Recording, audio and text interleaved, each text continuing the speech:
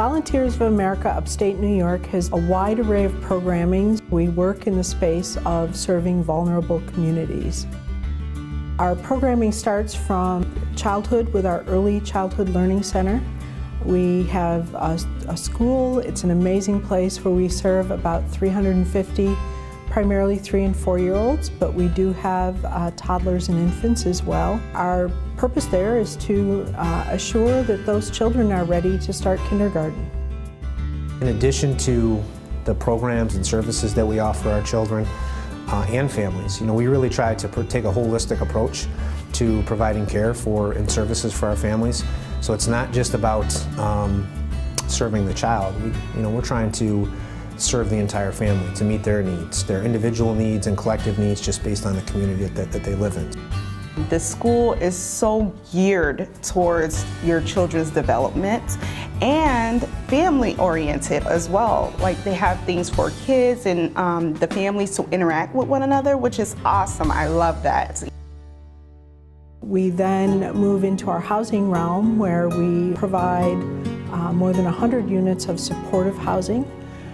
That housing is for people who have struggled with homelessness, oftentimes from mental illness or chronic addiction issues. We provide case management in that area along with job readiness training for our residents.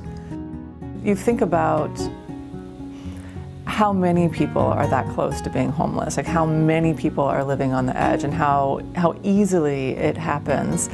And then you have people who have been, moving in and out of homelessness their entire lives. And our goal is to make this your last episode of homelessness. Our goal is to make sure your next step is the right one where you really can be stable, that you do have the support. I think you can't concentrate on getting your life on track with mental health or addiction if you don't have a safe place to live. That's got to be first. Housing is a human right. And once we address that, then we're able to focus on what you want next. That's a long process. It doesn't happen overnight, and it is not easy.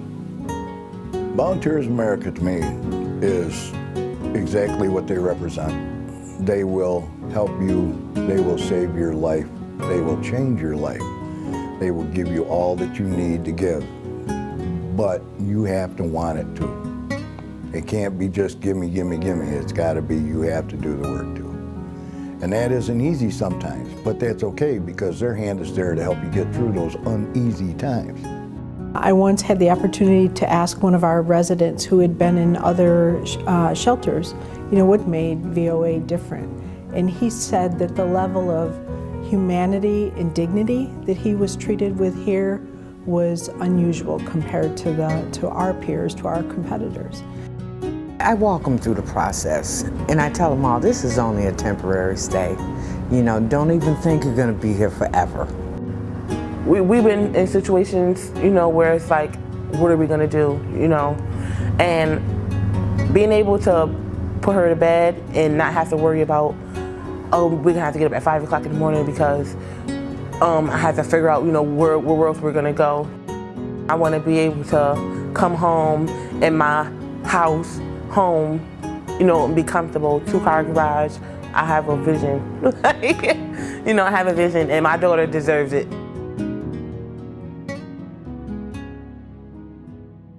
VOA partnered with Conifer Realty to develop this building to provide low-income housing for seniors, and we really were focused on targeting a population that is increasing.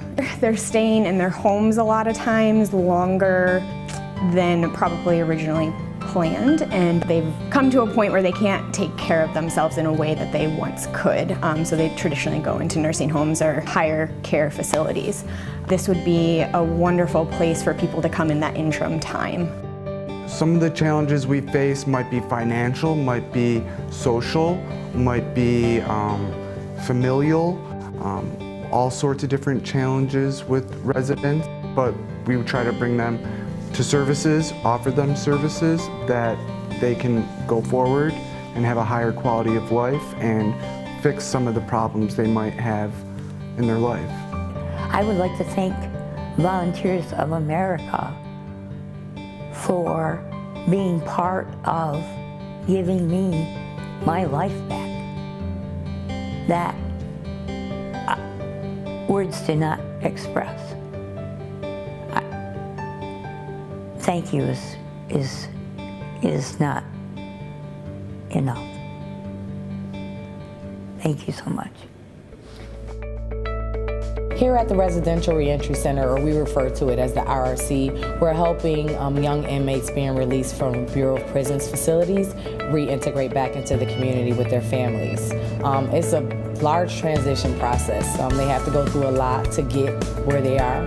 They only come here if they have good conduct or if they've done something in jail that's gotten them to this point, gotten a GED or done some type of training, and then they're transferred here first. We meet with their families, we engage with them, and then we try to come up with a program plan to help them be successful and prevent recidivism. Our staff are so deeply committed. The passion for the people we serve, the care, it is staff that's really been the key here to successful programs. Look at the people that we serve every day. They're no different than you or I. The only thing is they may have larger challenges such as mental health or addiction or poverty.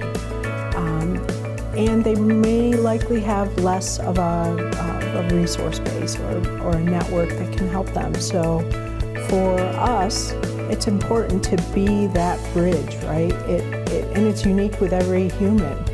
Somebody may only need us to make a phone call and make a connection to a job, but others may need us to provide housing and really in-depth case management and support for years to get them back on their feet. So each situation is different, but underneath that, the core of giving each human being an opportunity and a chance, that's the same. And there is no better work in this world than to do that.